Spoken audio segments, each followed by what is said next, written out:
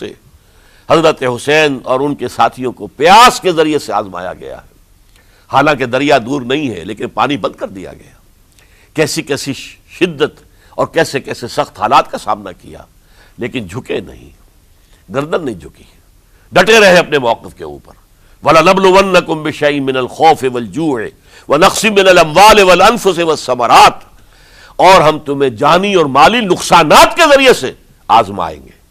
وَبَشِّرِ الصَّابِرِينَ، اور اے نبی بشارت دے دیجئے صبر کرنے والوں کو.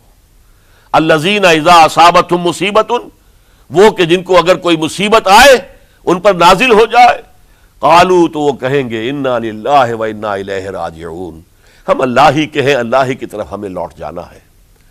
اولئک علیہم صلوات من ربہم ورحمہ، یہ ہیں وہ جن پر ان کے رب کی طرف سے صلوات ہیں، درود ہے اور رحمت ہے.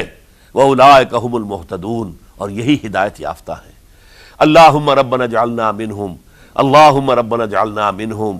میرے اور آپ کے لیے سبق یہ ہے، صرف حضرت حسین کا کوئی دن بنا لینا یہ نہیں.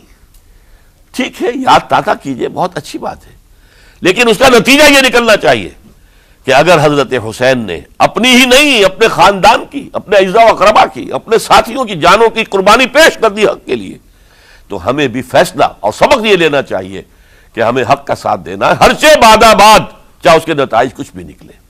اقول قولی